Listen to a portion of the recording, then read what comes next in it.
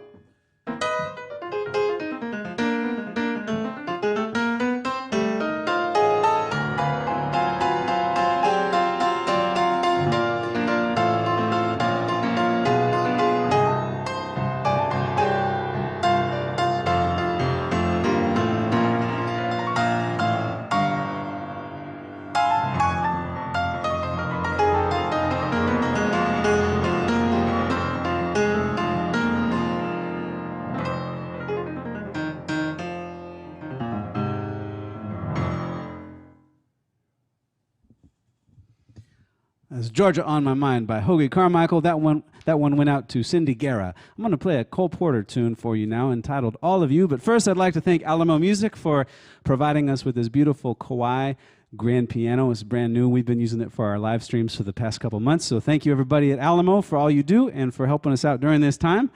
We hope you enjoy this next one. This is All of You by the great Cole Porter. Here goes.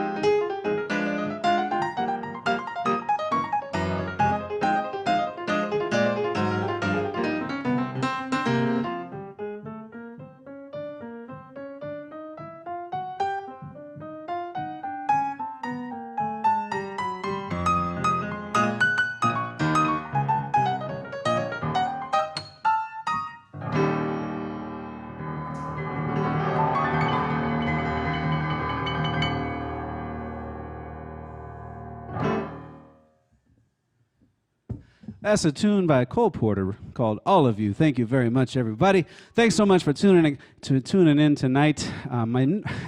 We have a special guest this evening, ladies and gentlemen, coming in all the way from Boston, Massachusetts. My only special guest tonight is a renowned trumpet player who's performed and recorded with Michael Buble, Justin Timberlake, Harry Connick Jr., Diana Krall, Stevie Wonder, and many, many others. He recently starred in the blockbuster hit La La Land, where he played a jazz pianist whose ultimate dream was to open up his own jazz club. He co-starred in the film with the lovely Emma Stone. He's also performed several times at Doc Watson's Jazz Club in San Antonio, Texas. Ladies and gentlemen, without further ado, please welcome Mr. Bijon Watkins. Hey, Bijon. What's up, brother Doc? How you doing, man? It's good to see you. This is my interview. I'll be asking the questions. Indeed. How you doing, Bijon? Thank you so much for coming on the show. I'm doing great, man. It's my pleasure. Great to hear you too, man. You sound wonderful. I love that new piano. Oh, Can't wait to get you. back there and play a few tunes with you, man. It's gonna be great. It's great. It has all 88 keys, guaranteed. All right. And you use all of them. Yeah. Mm-hmm. Every single one. Yeah. I mean, you've been here in San Antonio. We've had some interesting times together. We've had some great times together in Las Vegas and in Los Angeles and here in San Antonio. We've recorded together. You played on one of my albums. You've played a bunch of shows with us, different kinds. I mean, man, it's so good to see you. Likewise, man. Likewise. You're looking good. Looking good. Thank you. I got my Rona beard. I got my Rona beard and my Rona fro going. I don't know how long I can handle this. I need as long as it takes, I guess. As long as it takes, apparently. So tell me, as a trumpet player, you're used to playing in a band, and it's how does it feel to have gone 100 days without getting to play with a live band?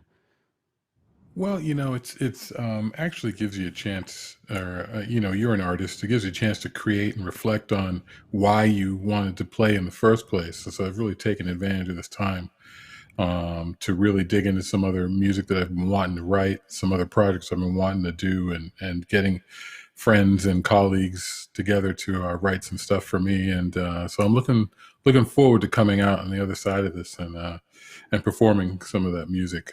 Why do you want to play in the first place? Well, I mean, let's face it, when we're on stage and there's nothing better than playing in an ensemble where everything's clicking and everyone's paying attention musically and artistically. And it's great to really affect the audience emotionally with all the time and effort you put into practicing and preparing for the performance, and just really being able to transfer that energy to the audience is exciting. So I think that's why we do that. But when you started out, before you had the experience of playing in some of the greatest big bands on the planet, which you do play with and have recorded with, you'd never had that experience, but you had to spend all those years practicing, hoping that you would. Did you know that the experience was there waiting for you, or were you just taking it one day at a time? If you were to ask me that question when I was in high school, I mean, I was my dreams were to be a principal trumpet player in a symphony, and lived growing up in Boston. I studied with cats in the Boston Symphony and had a chance to perform with them, and so that was my goal. But in our house we had a lot of jazz playing, a lot of R&B, a lot of soul. And it's just something. My grandfather was a bass player, and would take me to the musicians union and have me play jazz and learn tunes, and so it was kind of ingrained in me. When I got to college at USC, I just really found a really love for playing jazz and all other styles of music as well. So I didn't know a single person in high school, myself included, that wanted to be a classical musician when they grew up as a career. Why did you want to do that? I mean, I was fortunate. I had a great elementary school teacher, Mr. Baker. I'm sure we all, if we're doing it now, we can all point back to our elementary or middle school teachers that got us inspired to want to do this. But he made sure I told my parents to send me to New England Conservatory, their preparatory school, and I started taking lessons. And just that environment was very nurturing. And I'd spend my whole weekends performing in chamber groups and orchestras and learning orchestral excerpts, and it was exciting. So how did you get how did you get from a career as as a classical trumpet player from playing jazz, but not only jazz, but you've recorded with Michael Jackson and with Stevie Wonder and with, I mean, the biggest. And if you don't know Bijon Watson, look him up. Chris, can we put Bijon's website, because you could check him out. Bijon is one of the top call trumpet players in the whole world. I mean, you've played on everything. How did you get from the classical thing to Justin Timberlake? Well, I mean, I'd always, I grew up watching The Tonight Show, and always wanted to be like Doc Severinsen on Tonight Show band, and play out in front of an amazing big band and play that style of music. And I was fortunate to have mentors and stuff like that at USC, and mentors like John Clayton and Snooky Young, who I had the pleasure of sitting next to in Clayton Hamilton Jazz Orchestra for about 15 years. And he really taught me how to play lead trumpet. And so just having those opportunities and really understand, getting to branch out was exciting. And I realized, yeah. Did you have an aha moment, a moment of clarity where you knew exactly what you wanted to do? Well, I knew that when I was in the All-American College Band, and I just that intensity of practicing and performing in front of people and being that prepared and playing at that high level and meeting other people that were just as much into it as I was, made me realize that I could consider this as a career. But without the community of mentors and everything that would really point me in the direction to understand that it is possible to do it, I wouldn't be here today. So I think that's important too. When's the last time you had an aha moment? An aha moment. They say that. That the guy that I'm sorry to go ahead. Go ahead. No, please, no. I ask a question and then I start talking. No, bail me out. Don't forget whose show this is. No, I asked the question now. The reality is like, for example, when I was recording with Michael Buble, and we had an amazing take, and he came out of the booth and was just like, "That's it, we're done." There's lots of moments where the preparation meets the opportunity, and it's a rousing success, and that's rewarding, and that's what I try and instill in my students and pass on to everyone coming up that I have a chance to work with and even mentor, to understand that, nothing comes. I'm not a guy with perfect pitch or anything like that. I had to work really hard, and I'm still working and still learning. And so you have to have that humility that we're never done learning. We're never, if you were to ask me 5 years ago, 10 years ago, that I'd be working with Doc Watkins and playing on his album, that was not even on my radar. No, I mean, that's not even on my radar, and that's where it's important that even through these times that we maintain a sense of community with other artists and understand that this too shall pass, and we have to be ready to show the world that art is a very important part of the fabric of the environment and fabric of our society. And so we got to keep positive and keep on keeping on, right? Yeah. This too shall pass. I hope it does. Yeah, you dig. So we have your hashtag truth. Yeah, geez. So we have your website up on the screen. You can check out Bijon, see all the recordings he's done. You also have your own radio show out of Las Vegas. Tell us a little bit about that. Yes. So my partner and I, Bunny Sexton, and myself, we have put together a group called Jazz Eclectic Entertainment Group. And we have a jazz series that takes place at the Smith Center. And we also have a radio show on KUNV out of Las Vegas called Live in the Studio with Jazz Eclectic. And then another multicast type thing called B-Side.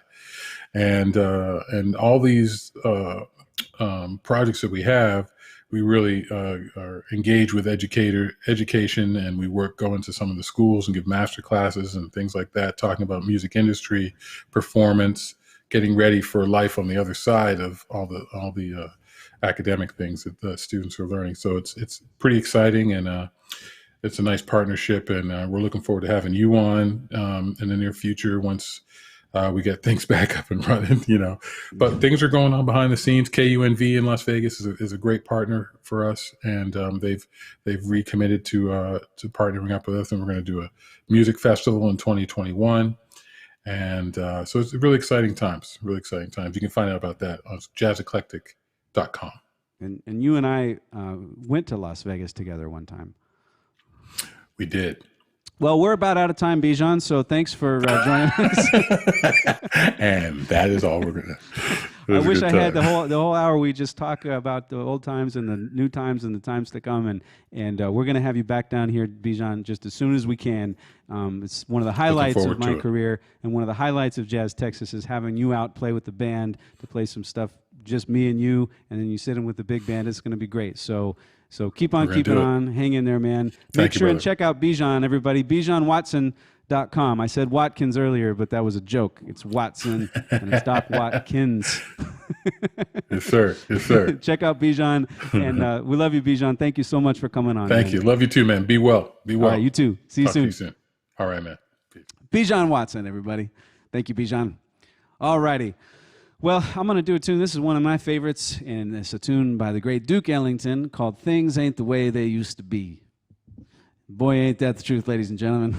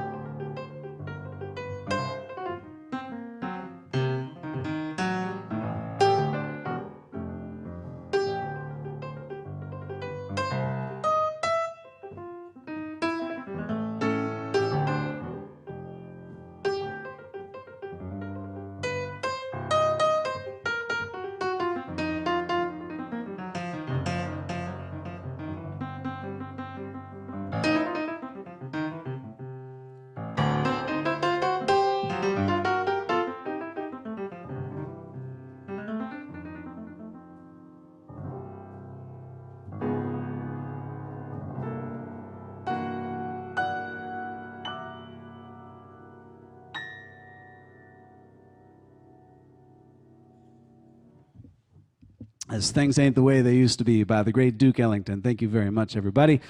Well, I know especially on a night like tonight, many of you are stuck at home. Most of you are stuck at home trying to find stuff to do that's fun and interesting to keep yourself occupied during these times. And many have told us that you're turning to things like board games and other super fun and exciting activities to pass the time these days. So we here at Jazz Texas have created our own board game that you can play along with us right there at home. So without further ado, let's play the board game.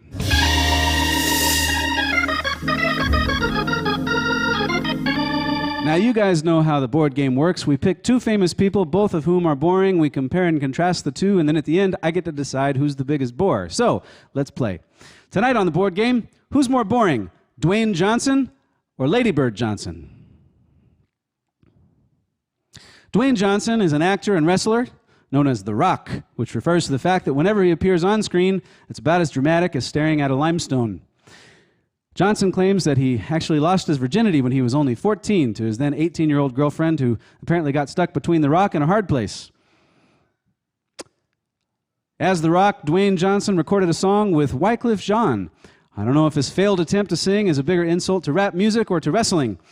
In order to maintain his superhuman physique, Dwayne Johnson eats 7 meals a day. In order to maintain his acting talents, he watches 7 Steven Seagal movies a day. Dwayne Johnson used the phrase lay a smackdown so often that smackdown made it into the Merriam-Webster's dictionary. And if you open up a dictionary and look at the phrase worst film ever, you'll see the movie poster for Tooth Fairy. On the other hand, Lady Bird Johnson was the first lady of the United States and the wife of President Lyndon Johnson. Of course, Lady Bird wasn't her real name. Her real name was Small Beetle Johnson. Lady Bird Johnson was an exceptionally bright student who entered UT Austin when she was 15 and majored in journalism, which immediately landed her a writing job, as opposed to Dwayne Johnson, who played football for the Miami University Hurricanes, which immediately landed him a job at the Olive Garden. Lady Bird Johnson was an environmentalist, admired for her beautification projects to make things prettier. Unfortunately, no amount of beautification could ever prevent Dwayne Johnson's performance in Baywatch from being such a stinker. It's a tough call, ladies and gentlemen, but honestly, if you had to pick who bores you the most, Dwayne Johnson or Lady Bird Johnson, the correct answer is Dwayne Johnson.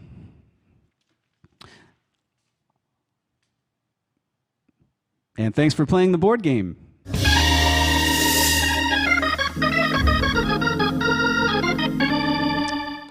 All right, I'd like to play a tune for you now that's one of my favorites. I've loved this tune for many years. It was written by Keith Jarrett, entitled Memories of Tomorrow.